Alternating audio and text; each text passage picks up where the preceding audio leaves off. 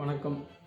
ஜிஎஸ்டியில் ineligible credit, black கிரெடிட்னு சொல்லுவாங்க legal டேர்ம்ஸில். So நான் ஒரு கார் வாங்குறேன் இல்லை பைக் வாங்குறேன் அப்படின்னா ஐடிசி எடுத்துக்கலாமா, அவுட்புட் டேக்ஸ் லைபிலிட்டியில் செக் பண்ணலாம்னு பார்த்தீங்கன்னா பண்ணக்கூடாது. ஏன் பண்ணக்கூடாதுன்னு பார்த்தீங்கன்னா, car mostly meant for personal usage.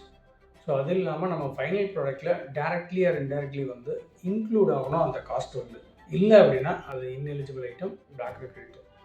So பார்த்தீங்கன்னா யாரெல்லாம் கார் வாங்கினா எடுத்துக்கலாம் அப்படின்னு பார்த்தீங்கன்னா, ஸோ நான் வந்து ஃபர்தர் சப்ளை வந்து கார் டீலராக இருக்கணும், ரெண்ட் கேப் ஆப்ரேட்டராக இருக்கணும், இல்லை நான் ட்ரைனிங் ஸ்கூல் வச்சு நடத்தணும். ஸோ கமர்ஷியல் வெஹிக்கிள் எடுத்துக்கலாம்னா கமர்ஷியல் வெஹிக்கிள் எடுத்துக்கலாம். ஸோ அதுக்கப்புறம் பார்த்தீங்கன்னா 13 சீட்டிங் கெப்பாசிட்டி இன்க்ளூடிங் டிரைவர், அதுக்கு மேலே இருந்துச்சு அப்படின்னா நான் எம்ப்ளாயி டிரான்ஸ்போர்ட்டேஷனுக்காக யூஸ் பண்ணேன்னா அதையும் எடுத்துக்கலாம். ஸோ இல்லைன்னா there is also block credit தான் இருக்குது. ஸோ அதுக்கு நோட்டீஸ் வருமானு பார்த்தீங்கன்னா கம்பல்சரியாக நோட்டீஸ் வரும். இதை நீங்கள் எடுத்துருந்தீங்கன்னா ரிவர்ஸ் பண்ணுவீங்க, இல்லைன்னா ஃபர்தராக எடுக்காதீங்க.